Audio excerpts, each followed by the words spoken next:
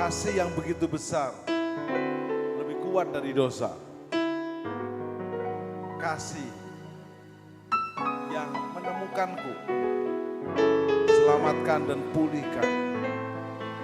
Hidupku diperbaharui. Layak kita untuk menaikkan syukur dengan pujian penyembahan yang tak berhenti-berhentinya. Kita puji senantiasa sampai di surga. Kita muji dan menyembah Tuhan Yesus bersama Bapa dan Roh Kudus selama-lamanya. Yes. Amin. Mari bertepuk tangan bersama-sama.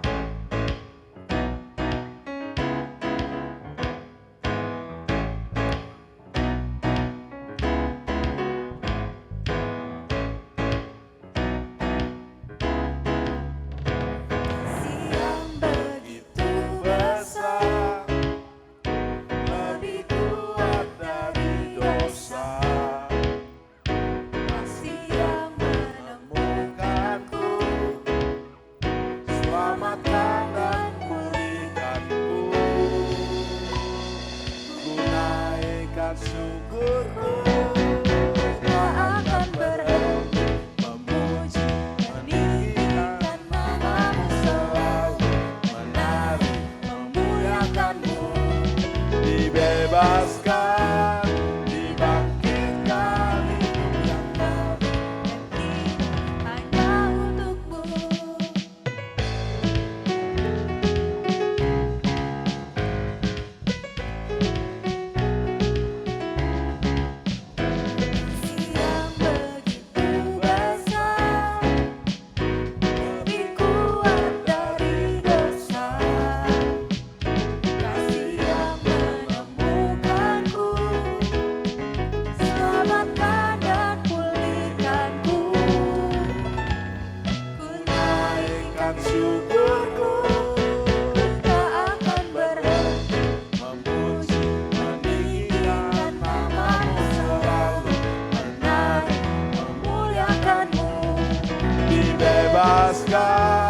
dibangkitkan, hidup yang Kau beri, dan kini hanya untukmu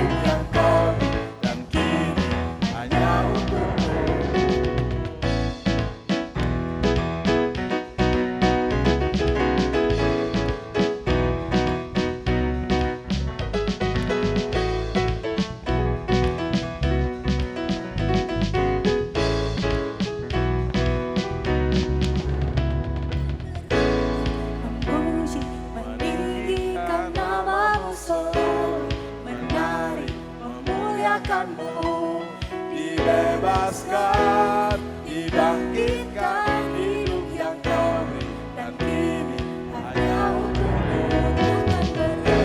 memuji, meninggikan nama-Mu selalu, menari, memuliakan-Mu. Dibebaskan, dibangkitkan, hidup yang Kau beri, dan kini hanya untukmu hidup yang Kau beri. Tepuk tangan. tepuk tangan hanya untuk Bapa, Yesus dan Roh Kudus dalam nama Yesus. Yes.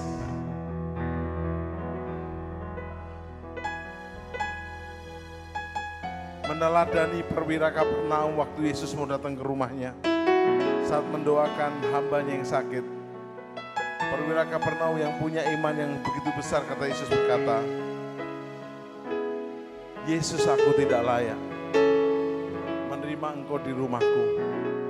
Katakan sepatah kata saja, hambaku, aku dan keluargaku pasti akan sembuh. Yes. Yesus,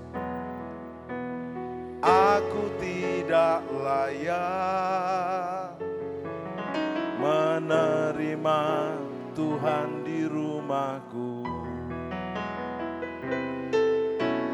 Katakan saja sepatah kata, ku pasti sembuh.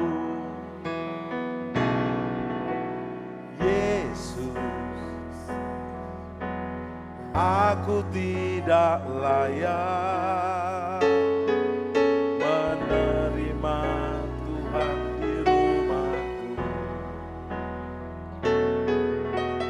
Katakan saja sepatah kata, ku pasti sembuh. Yang lumpuh berjalan, yang buta melihat, semua penyakit disembuhkan. Ku diampuni, ku disembuhkan di dalam Yesus Tuhan. Ku mau jadi murid-Mu, ku mau jadi murid-Mu, ku mau jadi mempelai-Mu di dalam Yesus Tuhan. Ku mau jadi murid-Mu, ku mau jadi murid-Mu, ku mau jadi mempelai-Mu di dalam Yesus Tuhan. Yesus, aku tidak layak menerima Engkau di rumahku. Yesus, aku tidak layak menerima Tuhan di rumahku. Katakan saja sepatah kata,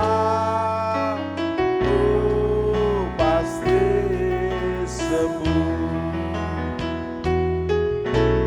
Yesus, aku tidak layak menerima Tuhan di rumahku.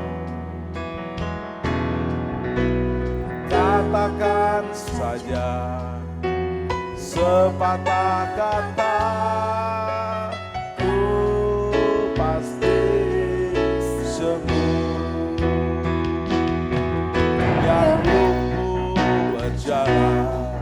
yang buta melihat, semua penyakit disembuhkan. Ku diampuni, ku disembuhkan di dalam Yesus Tuhan. Ku mau jadi murid-Mu, ku mau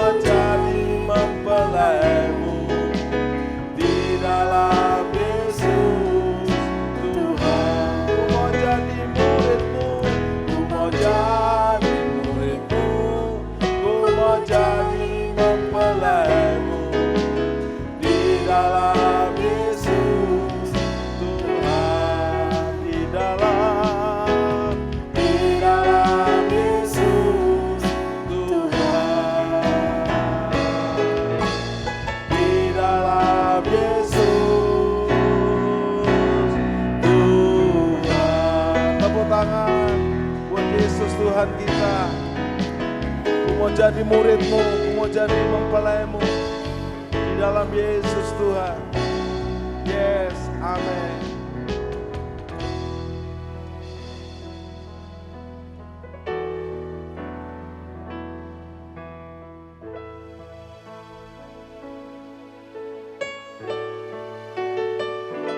Tak terukur kasih-Mu Yesus. Kau telah mati gantikan diriku. Kau curahkan darah-Mu untuk tebus dosaku. Kau bayar aku dengan harga yang begitu mahal.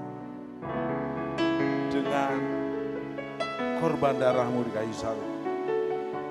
Terima kasih untuk kasih-Mu Bapa, pengorbanan-Mu Yesus, penyertaan-Mu Roh Kudus. Dalam nama Yesus. Amin.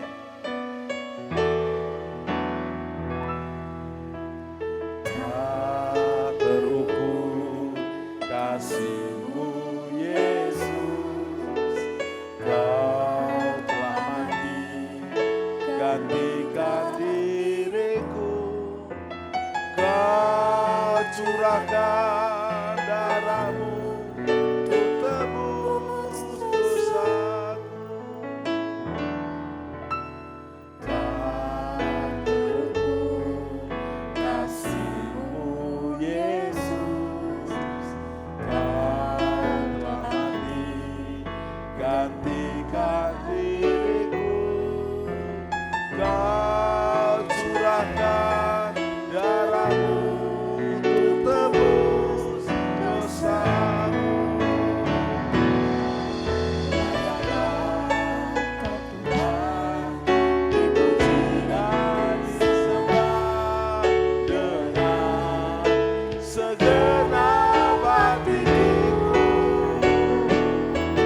Layaklah Kau Tuhan, dipuji dan disembah dengan segenap jiwa ragaku. Layaklah Kau Tuhan, dipuji dan disembah dengan segenap hatiku. Layaklah Kau Tuhan, dipuji dan disembah dengan segenap jiwa ragaku. Tak terukur kasih-Mu Yesus, yes. Tak terukur kasih-Mu Yesus. Kau telah mati gantikan diriku. Kau curahkan darah-Mu untuk tebus dosaku. Layaklah Kau Tuhan, dipuji dan disembah dengan segenap hatiku. Layaklah Kau Tuhan, dipuji dan disembah dengan segenap jiwa ragaku. Layaklah Kau Tuhan, dipuji dan disembah dengan segenap hatiku. Layaklah Kau Tuhan, dipuji dan disembah dengan segenap jiwa ragaku. Layaklah Kau Tuhan, dipuji dan disembah dengan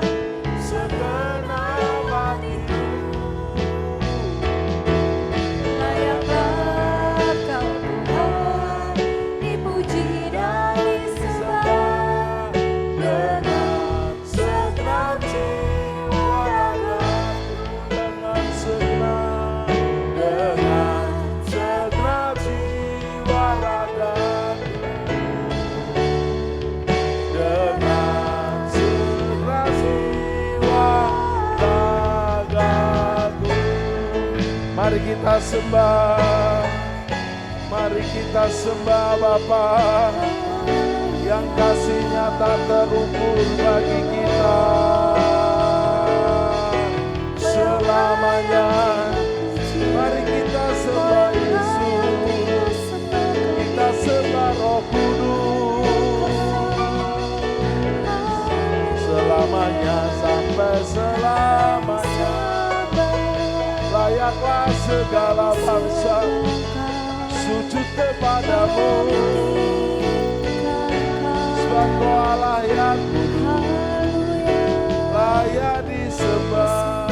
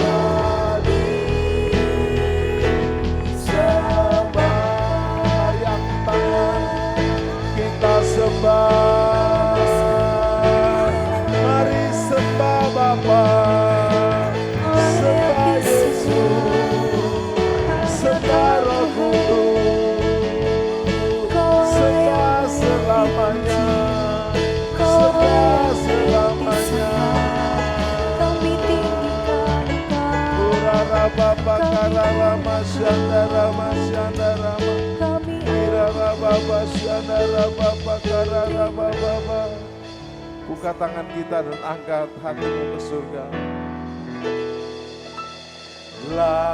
Layaklah, yes, segala bangsa sujud kepadamu, sebab Kau yang kudus, layak disembah, layak disembah,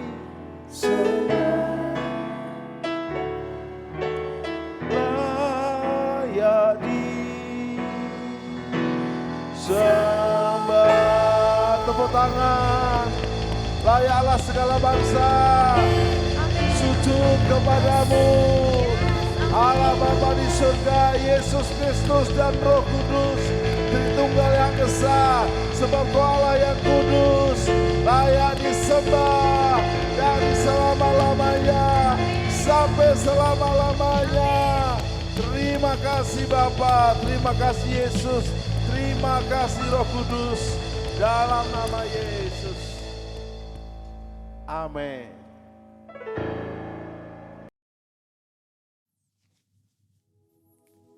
Shalom semuanya. Tahun 2022 adalah tahun paradigma yang baru. Secara umum, arti dari paradigma adalah sebuah cara orang memandang sesuatu. Paradigma yang dimiliki seseorang mempunyai peranan penting untuk menentukan bagaimana ia bersikap kepada kejadian yang dialami dan meresponi hal-hal yang terjadi dalam hidupnya. Saat kita mendengar mengenai paradigma yang baru, tentu kita berpikir, jika ada paradigma yang baru, pasti ada paradigma yang lama. Mari kita bandingkan keduanya. Perbedaan pertama adalah paradigma lama adalah hasil kejatuhan manusia di dalam dosa. Sedangkan paradigma baru ada proses manusia menerima karya salib Kristus di kayu salib. Perbedaan kedua, paradigma lama berasal dari dunia, sedangkan paradigma baru berasal dari Bapa di sorga. Perbedaan yang ketiga, manusia yang memakai paradigma lama berpandangan semua untuk diri sendiri. Sedangkan orang percaya yang memakai paradigma yang baru mempunyai fokus untuk menyenangkan Tuhan. Perbedaan yang keempat, tujuan dari manusia yang memakai paradigma lama hanya semata-mata ingin dihormati dunia. Di sisi lain, orang percaya yang memakai pandangan yang baru mempunyai tujuan untuk membawa penghormatan hanya kepada Tuhan. Perbedaan yang terakhir, manusia yang memakai paradigma lama melakukan hal-hal baik hanya supaya tidak masuk neraka dan takut tidak diberkati. Di sisi lain, orang yang percaya yang memakai paradigma baru mempunyai motivasi untuk berbuat baik karena mereka sudah diselamatkan oleh Tuhan dan melakukannya dengan sukacita karena mereka mengasihi Tuhan. Jadi, setelah kita mengetahui perbandingan antara paradigma lama dengan paradigma baru di dalam Tuhan, tentu kita ingin hidup di dalam paradigma baru. Pertanyaannya, bagaimana kita bisa hidup dalam paradigma yang baru di dalam Tuhan? Yuk kita lihat contoh dari seorang bernama Zakheus. Zakheus adalah seorang pemungut cukai yang hidup di kota Yeriko, di mana pada zaman itu pemungut cukai dipandang hina karena dianggap melakukan pemerasan. Namun suatu kali, saat mendengar Yesus datang ke kotanya, dia memanjat sebuah pohon supaya bisa melihat Yesus. Perjumpaan dengan Yesus terjadi saat itu. Setelah bertemu dengan Tuhan Yesus, paradigmanya berubah. Tukang peras ini seketika menjadi murah hati.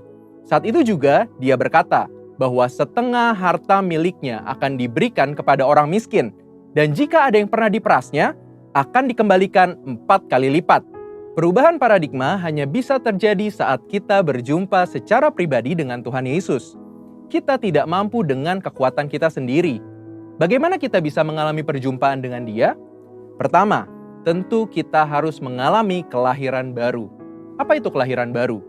Waktu kita mengakui dosa-dosa kita, menerima karya Tuhan Yesus yang mati di atas kayu salib untuk setiap kita, kemudian mengundang Tuhan Yesus untuk masuk ke dalam hati kita sebagai Tuhan dan Juru Selamat kita pribadi, dikatakan bahwa kita mengalami satu proses kelahiran baru yang supranatural.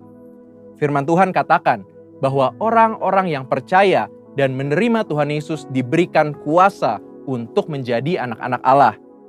Di samping itu, Tuhan Yesus mengatakan sebelum Dia naik ke sorga bahwa kita tidak ditinggalkannya sendiri. Dia menjanjikan seorang penolong, yaitu Roh Kudus. Roh Kudus yang dicurahkan pada hari Pentakosta 2000 tahun yang lalu, kini ada bersama dengan kita. Bahkan sesuai dengan yang disampaikan oleh Gembala Pembina kita Pak Niko, bahwa kita sedang dalam masa Pentakosta yang ketiga, di mana Roh Kudus sedang dicurahkan dengan dahsyat yang akan membangkitkan generasi Yeremia yang mencintai Tuhan Yesus dan menghasilkan penuaian jiwa yang terbesar dan yang terakhir. Roh Kuduslah yang akan memberikan kuasa kepada setiap kita untuk mengalami perubahan paradigma. Seperti yang dikatakan oleh Rasul Paulus, supaya kita tidak menjadi serupa dengan dunia ini, tetapi berubah dalam pembaharuan budi sehingga kita dapat mengetahui kehendak Allah, apa yang baik, yang berkenan kepada Allah, dan yang sempurna. Inilah paradigma yang baru itu. Namun, selain kita mengalami perubahan paradigma karena menerima anugerah keselamatan di dalam Tuhan Yesus dan pertolongan Roh Kudus, kita juga perlu berusaha untuk tidak menjadi serupa dengan dunia ini. Hal penting yang harus kita ingat adalah kita hidup di dunia ini hanya sementara. Firman Tuhan katakan, dunia ini sedang lenyap dengan segala keinginannya, tetapi orang yang melakukan kehendak Allah tetap ada untuk selama-lamanya. Biarlah kita fokus kepada kekekalan dan hidup selalu untuk melakukan kehendak Allah.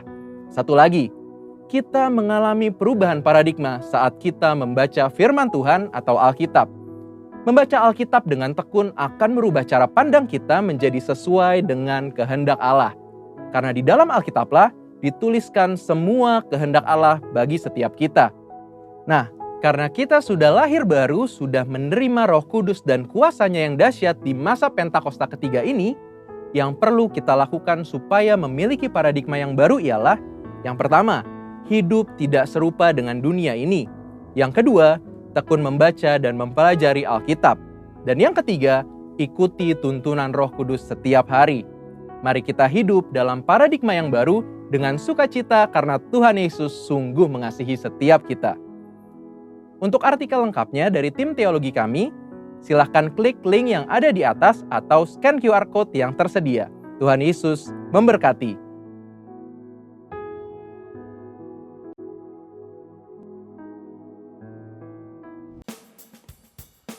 Apa yang dimaksudkan dengan Pentakosta ketiga? Api Pentakosta menyala, api Pentakosta menyala, api, api, api, api, api, api Pentakosta ketiga. Deklarasi Pentakosta ketiga. 1. Pentakosta ketiga adalah pencurahan Roh Kudus yang dahsyat di zaman ini, melebihi yang terjadi di Azusa Street. 2. Pentakosta ketiga akan mengakibatkan penuaian jiwa yang terbesar dan yang terakhir sebelum Tuhan Yesus datang kembali. 3. Pentakosta ketiga akan membangkitkan generasi Yeremia, yaitu anak-anak muda yang dipenuhi Roh Kudus, cinta mati-matian kepada Tuhan Yesus, tidak kompromi terhadap dosa, dan akan bergerak untuk memenangkan jiwa. 4. Pentakosta ketiga lahir di Indonesia dan akan bergerak ke bangsa-bangsa. Gerakan ini dari timur ke barat dan akan kembali ke Yerusalem. 5. Pentakosta ketiga akan memberikan kuasa untuk menyelesaikan amanat agung, dan setelah itu Tuhan Yesus datang kembali. Salam miracle. Yesus Kristus adalah masternya miracle. Yesus dikandung dan dilahirkan oleh miracle. Sepanjang hidupnya membuat miracle. Menyembuhkan, mengusir setan, meredakan badai, memberi makan 5.000 orang dengan modal 5 roti dan 2 ekor ikan, membangkitkan orang mati, dan puncak mujizatnya adalah, puncak miracle-nya adalah Yesus mati di kayu salib, dikuburkan, dan dia bangkit lalu naik ke surga. Dan puncaknya puncak, yaitu dia akan datang kembali menjemput kita ke awan-awan. Sementara menunggu hari itu, kita dalam program Miracle Service ini belajar firman terus supaya kita dilayakkan menjadi mempelai yang diangkat. Dan pada saat ini kita akan belajar dari topik saksi-saksi Kristus. Saya ulangi, saksi-saksi Kristus. Nats kita dari Kisah Rasul 1 ayat 8. Tetapi kamu akan menerima kuasa kalau Roh Kudus turun ke atas kamu. Dan kamu akan menjadi saksiku di Yerusalem dan di seluruh Yudea dan Samaria dan sampai ke ujung bumi. Kisah 1:8 ini merupakan ucapan Yesus sebelum Yesus naik ke surga. Waktu Yesus naik ke surga bukan fiksi, bukan dongeng. Ada 500 murid yang menyaksikan kenaikannya di Bukit Zaitun. Kalau Anda ke Yerusalem akan dibawa ke bukit tertinggi di Yerusalem, yaitu di Bukit Zaitun. Di situ ada kapal kenaikan Yesus ke surga. Sobat Miracle, kata martir ini tidak terlalu akrab di telinga gereja masa kini, yaitu saksi-saksi Kristus. Walaupun saat ini di berbagai belahan dunia banyak umat Kristen yang memberikan dirinya menjadi martir, yaitu menjadi saksi Kristus sampai mati. Apa itu martir? Kata ini berasal dari kata Yunani martir yang artinya adalah saksi. Orang yang memberi kesaksian atau seseorang yang rela mengalami aniaya sampai mati. Bahkan Petrus sampai mati disalib kepala di bawah. Thomas dikuliti di India, Yohanes digoreng di minyak yang mendidih tapi tidak mati. Dibuang di Ulu Patmos, akhirnya mati umur tua. Karena Kristus. Dalam bahasa Yunaninya adalah martureo. Dan kata-kata yang berakar padanya yaitu martus, marturia atau marturion. Saksi ialah orang yang memberi kesaksian tentang sesuatu yang ia sendiri telah alami dan telah dia lihat dan dia rasakan.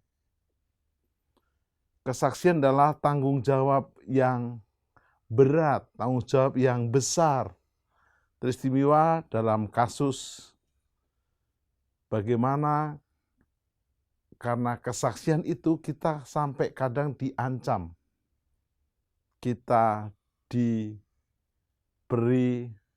aniaya, bahkan kadang sampai mati, menanggung hukuman karena bersaksi terus sampai kematian. Dan apabila terbukti tertuduh bersalah, maka para saksi memimpin regu pelaksana hukuman mati.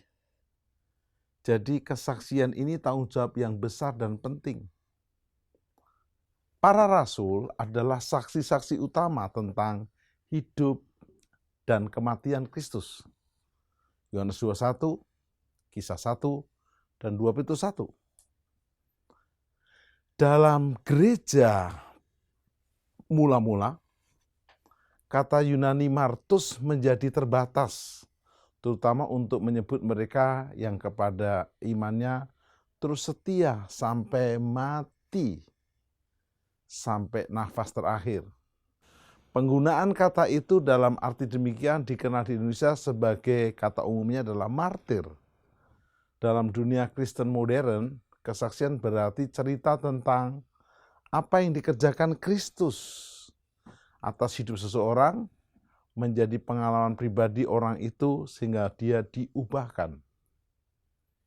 Beberapa martir yang sangat dikenal dalam sejarah gereja mula-mula adalah Stefanus. Stefanus, diaken yang menjadi saksi martir, akhirnya membela imannya dengan mati dilempari batu oleh orang Yahudi. Petrus menjadi saksi sampai mati di kayu salib dengan kepala terbalik karena dia merasa nggak layak mati seperti gurunya. Paulus juga mati di Roma seperti Petrus. Menurut tradisi dia dipenggal kepalanya. Saudara jangan tegang. Toh nama Anda bukan Paulus, bukan Stefanus, dan bukan Petrus kan? Artinya Anda mungkin masih Petrus. Kalau saya kan Timotius masih agak jauh gitu kira-kira. Tapi ini hanya contoh. Zaman sekarang bukan harus martir seperti itu. Martirnya berbeda. Mati atas ego kita. Mati atas kedagingan hidup manusiawi kita. Tapi tetap kita akan belajar dari sosok-sosok martir yang merupakan pahlawan iman ini. Pertama adalah Stefanus. Arti Stefanus artinya mahkota, Kisah Rasul pasal 6 dan 8. Ia menjadi martir karena memberitakan Injil kepada orang-orang yang telah membunuh Yesus dengan setia. Dia sempat adu argumentasi. Bahkan argumentasinya Stefanus sangat intelektual, smart, full anointed, penuh urapan. Tapi mata dan hati orang Yahudi, Farisi, Saduki sudah menjadi buta. Mereka menjadi begitu marah mendengar hal yang disaksikan oleh Stefanus. sehingga mereka mencoba mendorong Stefanus keluar kota, bahkan mereka menghasut banyak orang lalu melemparinya dengan batu sampai Stefanus mati. Dan waktu Stefanus mau mati, mau menyerahkan nyawanya, dia berkata, ampunilah mereka, karena mereka tidak tahu apa yang mereka lakukan. Ini mencontoh doa Yesus yang powerful. Kematian Stefanus terjadi 8 tahun setelah penyaliban Yesus. Itu berarti kematiannya terjadi pada tahun 35 Masehi.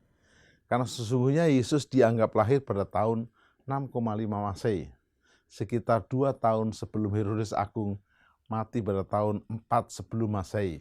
Coba bandingkan dengan Matius pasal 2 ayat 16. Kebencian yang sama yang mereka perlakukan kepada Yesus sehingga Yesus disalibkan juga dilimpahkan kepada Stefanus. Akibat kebencian mereka, Stefanus mengalami penganiayaan yang tragis, kata dunia. Tapi Stefanus senyum bahagia melihat Yesus yang duduk di sebelah kanan Allah Bapa berdiri, tentu memberikan rasa hormat dan respek. Keren habis. Sobat Miracle, Lukas mencatat pada waktu itulah mulai terjadi penganiayaan yang hebat terhadap jemaat di Yerusalem. Mereka semua kecuali rasul-rasul tersebar ke seluruh daerah Yudea dan Samaria. Bapak Ibu masih ingat? Sebenarnya mereka udah diberi pesan untuk menjadi saksi dari Yerusalem, Yudea, Samaria sampai ujung bumi. Dari pasal 1 sampai pasal 7, mereka stay di Yerusalem. Asik di Yerusalem. Maka diizinkan ada aniaya supaya mereka menjadi saksi ke seluruh daerah Yudea, seluruh daerah Samaria. Kisah Rasul 8 ayat 1 mencatat selama waktu itu sekitar 2.000 orang percaya menjadi martir, termasuk Nikanor, satu dari diaken yang diangkat pada Kisah Rasul pasal 6 ayat 5. Yang kedua, Petrus, Rasul Petrus. Satu-satunya kisah yang kita miliki tentang kemartiran Rasul Petrus berasal dari penulis Kristen pada awal-awal, yaitu Hegesippus. Kisahnya mencakup penampakan Kristus yang ajaib. Jadi dikisahkan sebagai berikut. Ketika Petrus sudah tua, menurut Yohanes 21 ayat 18, Kaisar Nero merencanakan untuk menghukum mati Petrus. Ketika murid-murid mendengarnya, mereka memohon kepada Petrus untuk melarikan diri dari kota itu, yang diyakini adalah dari kota Roma. Dan ia melakukannya. Namun ketika Petrus sampai di pintu gerbang kota, Petrus melihat Kristus, Yesus Kristus, berjalan ke arahnya dan memikul salib. Tentu dalam penglihatan. Petrus menjatuhkan diri berlutut dan berkata, Tuhan Yesus, engkau mau pergi ke mana? Kristus menjawab, saya akan datang ke Roma untuk disalibkan lagi. Tentu dalam hatinya Petrus, iya ya, karena aku tidak mau. Melalui penglihatan itu Petrus tahu, ini waktu untuk menderita dan menjadi martir bagi Kristus di Roma, serta memuliakan Allah. Petrus menyadari Yohanes 2:19 adalah nubuatan buat dia bahwa dia tidak punya hak atas hidupnya. Jadi Petrus kembali ke kota Roma. Setelah itu dia ditangkap dan dibawa ke tempat kemartirannya. Wow.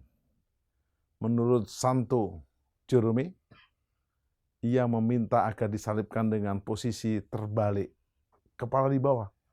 Karena dia memandang dirinya tidak layak untuk disalibkan dalam posisi yang sama dengan guru dan Tuhannya. Sampai di sini saya nggak tahan, saudara. Kita harus setia. Pujian berkata, setia, setialah, setia selamanya. Sebab Yesus telah setia kepada kita sampai mati. Masih adakah di antara kita yang mudah ngambek, mudah lebay, baper, lalu mengundurkan diri, lalu ngomel-ngomel, tidak lagi mau pelayanan hanya karena hal yang sepele? Nggak level, saudara. Dibanding Stefanus, dibanding Petrus. Yang ketiga, Paulus. Tapi ada baiknya kita akan naikkan pujian dulu, supaya nggak terlalu tegang. Kita naikkan pujian, bersaksi terus sampai Tuhan datang. Bersaksi terus sampai Tuhan datang. Anda tetap bersuka cita menjadi saksi martir di zaman ini, di akhirnya akhir zaman. Bersaksi terus sampai Tuhan datang. Bersaksi terus sampai Tuhan datang. Bersaksi, bersaksi, bersaksi, haleluya. Bersaksi terus sampai Tuhan datang.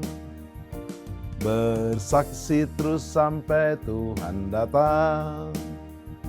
Bersaksi terus sampai Tuhan datang. Bersaksi, bersaksi, bersaksi, haleluya. Bersaksi terus sampai Tuhan datang.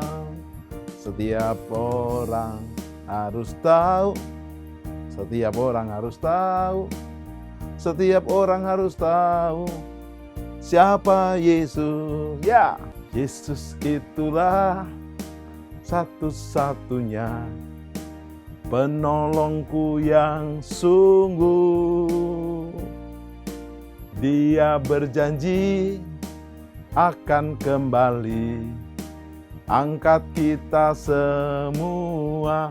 Oh, puji Tuhan, puji Tuhan, upahmu besar di surga.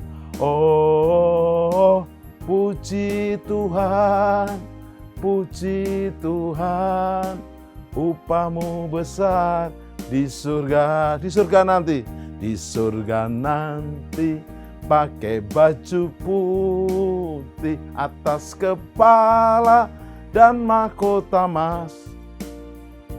Haleluya, puji Tuhan, senang selama-lamanya, senang, senang selama-lamanya, senang selama-lamanya. Yes. Sekarang kita belajar dari martir yang ketiga, Paulus. Rasul Paulus dipenjarakan di Roma pada tahun 61 Masehi. Dan di sana ia menulis surat-surat dari penjara. Surat Efesus, surat Filipi, dan surat Kolose. Bapak Ibu harus tahu, Sobat Miracle, 2/3 Perjanjian Baru ditulis oleh Rasul Paulus. Roma, Korintus, Galatia, Efesus, Filipi, Kolose, 2 Tesalonika, 1 dan 2 Timotius, Titus, Filemon, termasuk Ibrani. Pemenjaraan berakhir sekitar 3 tahun kemudian pada saat Roma dibakar. Dan yang terjadi pada bulan Mei tahun 64, kita bandingkan dengan Kisah Rasul pasal 28 ayat 30, selama kebebasannya yang singkat, Paulus telah mengunjungi Eropa Barat dan Asia Kecil. Paulus juga menulis surat-surat kiriman pertama kepada Timotius dan kepada Titus. Sobat Miracle, yang dialami Paulus ini teladan buat kita.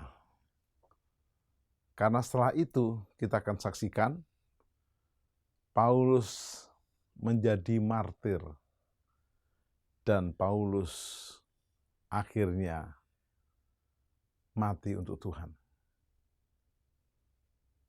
Sobat Miracle, semula Nero disalahkan karena Nerolah yang membakar kota Roma. Dia membentuk istana baru buat Nero sendiri. Tapi Nero melemparkan kesalahan kepada orang Kristen. Jadi untuk mengalihkan tuduhan itu, Nero menyalahkan orang Kristen yang seolah-olah membakar kota Roma. Aneh kan?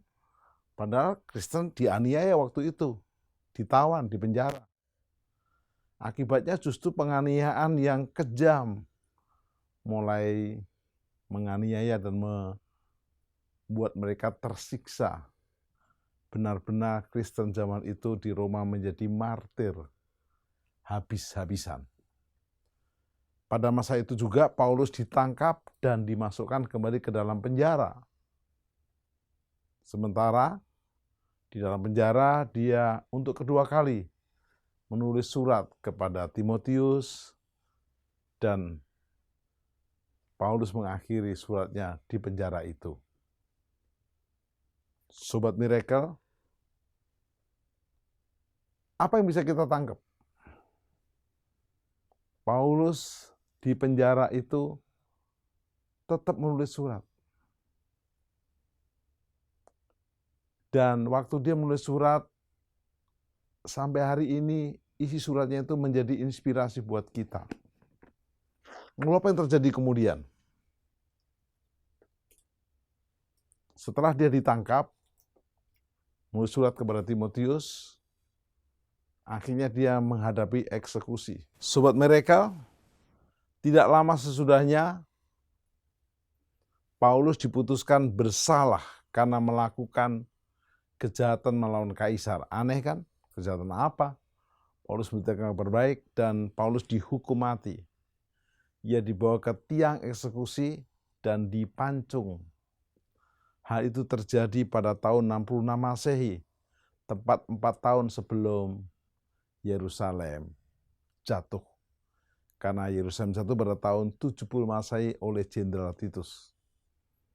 Ada banyak kisah yang sangat menggugah jiwa dan membakar roh kita untuk mengasihi Yesus lebih lagi melalui kisah-kisah para martir dari berbagai belahan di bumi ini.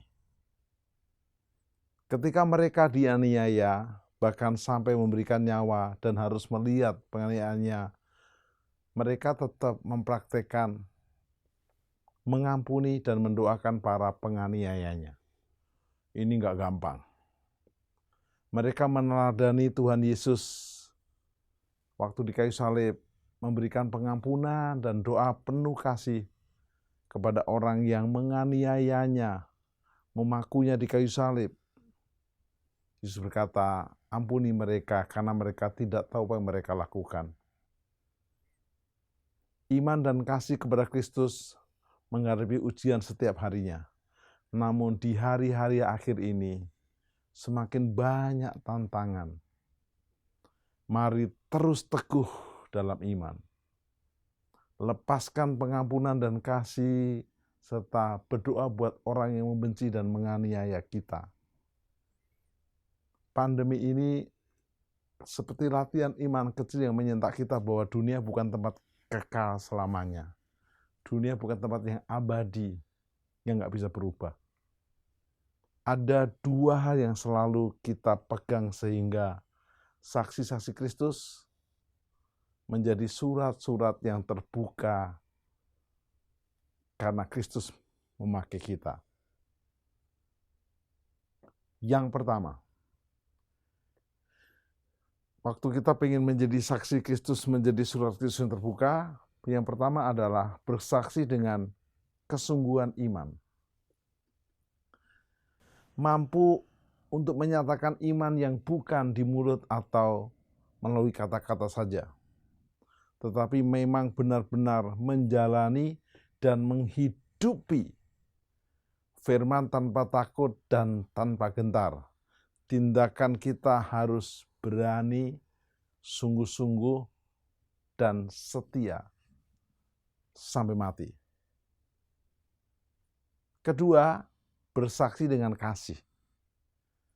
Kebencian, amarah, bahkan penganiayaan bisa dikalahkan dengan kasih. Terbukti Anda tahu, setelah Kaisar Nero selesai, muncullah Kaisar Konstantin.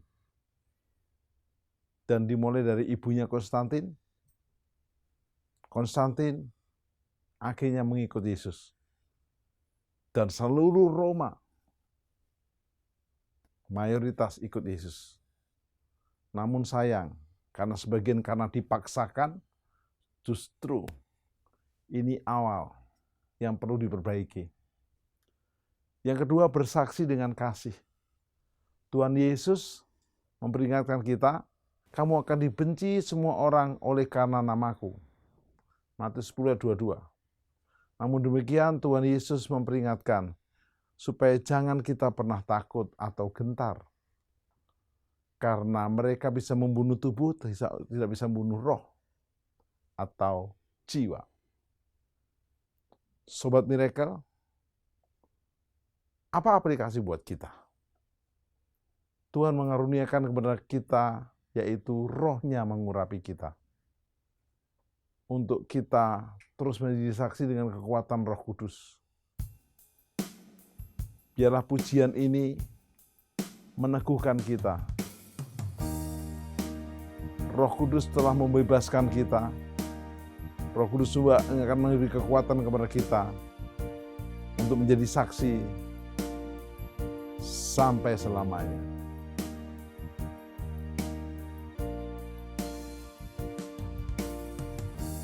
Roh Allah yang hidup penuhiku, Roh Allah yang hidup pulihkanku. Turunlah urapan ke atasku, membangkitkan kuasa-Mu, membebaskan hidup yang terbelenggu,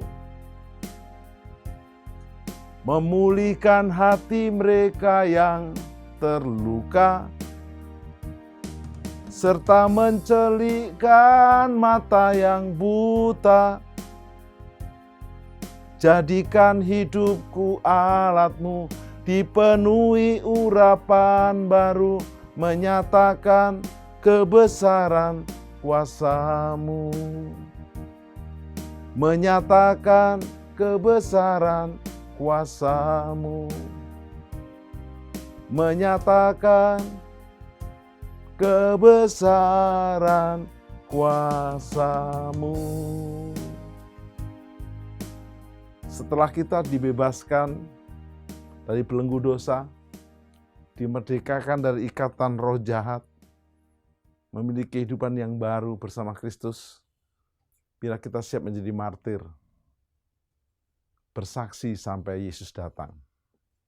Memang ada yang punya karunia seperti Stefanus, Petrus, dan Paulus. Tapi juga ada yang punya karunia seperti Yohanes. Digoreng di minyak mendidih tidak mati. Dibuang di Pulau Patmos tidak mati. Bahkan menulis kitab Wahyu. Akhirnya mati umur tua di Efesus. Tapi ada janji yang kekal. Kita akan diangkat di surga hidup-hidup dalam rapture pengangkatan. Menurut 1 Tesalonika 4:16 dan 1 Korintus 15 ayat 51. Ada pertemuan di udara, pertemuan yang manis. Kita rindu ke sana, jauh di udara. Nyanyian yang terdengar belum pernah didengar adalah kegirangan. Karena itu siapapun Anda, apapun iman dan kepercayaanmu, sadarlah di dunia ini cuma sementara. Jangan berkubang dalam dosa, jangan terbelenggu oleh dosa, bertobat. Kalau kau anak hilang kembali, kau domba tersesat kembali, untuk kau menerima kasih Bapa. Bertobat, terima Yesus sebagai Juru Selamat dan Tuhanmu, engkau dan seisi rumahmu diselamatkan. Mari kita berdoa. Biarlah firman-Mu nggak pernah gagal. Kami mau bertobat, diperbarui. dan menjadikan Yesus juru selamat dan Tuhan kami, sehingga kami dan seisi rumah kami diselamatkan, yang sakit disembuhkan, yang lemah dikuatkan. Siapapun engkau yang mengikuti program ini, terima kesembuhan, terima pemulihan, terima keselamatan kekal. Berkat Allah Bapa, berkat Yesus Kristus, berkat Roh Kudus menyertai-Mu mulai hari ini sampai rapture pengangkatan, sampai selama-lamanya. Amin. Deklarasi iman Mazmur 91, dalam lindungan Allah. Orang yang duduk dalam lindungan yang maha tinggi dan bermalam dalam naungan yang maha kuasa akan berkata kepada Tuhan, tempat perlindunganku dan kubu pertahananku, Allahku yang kupercayai. Sungguh, Dialah yang akan melepaskan engkau dari jerat penangkap burung, dari penyakit sampar yang busuk. Dengan kepaknya ia akan menudungi engkau, di bawah sayapnya engkau akan berlindung. Kesetiaannya ialah perisai dan pagar tembok. Engkau tak usah takut terhadap kedahsyatan malam, terhadap panah yang terbang di waktu siang, terhadap penyakit sampar yang berjalan di dalam gelap, terhadap penyakit menular yang mengamuk di waktu petang. Walau 1.000 orang rebah di sisimu, dan 10.000 rebah di sebelah kananmu, tetapi itu tidak akan menimpamu.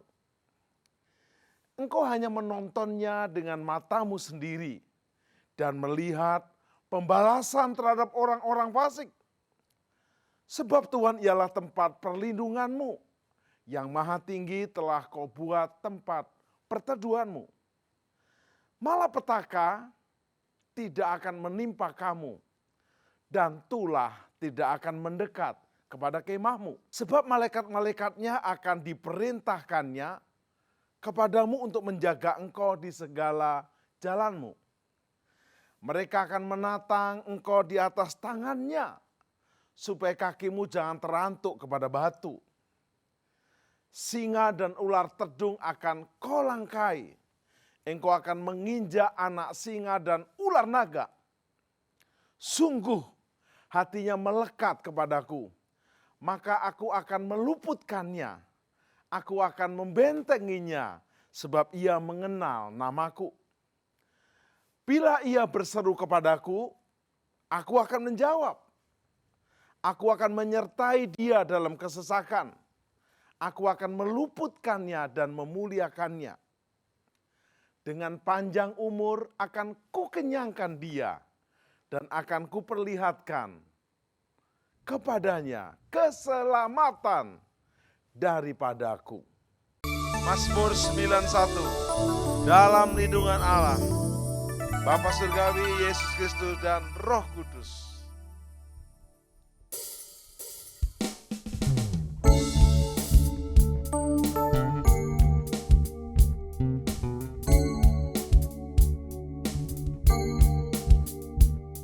Orang yang duduk dalam lindungan yang maha tinggi dan bermalam dalam naungan yang maha kuasa akan berkata kepada Tuhan, tempat perlindunganku dan kubu pertahananku, Allahku yang kupercayai. Sungguh Dialah yang akan melepaskan engkau dari jerat penangkap burung, dari penyakit sampar yang busuk. Dengan kepaknya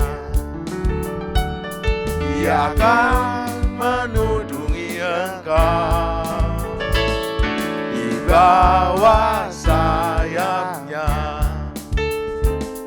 engkau akan berlindung.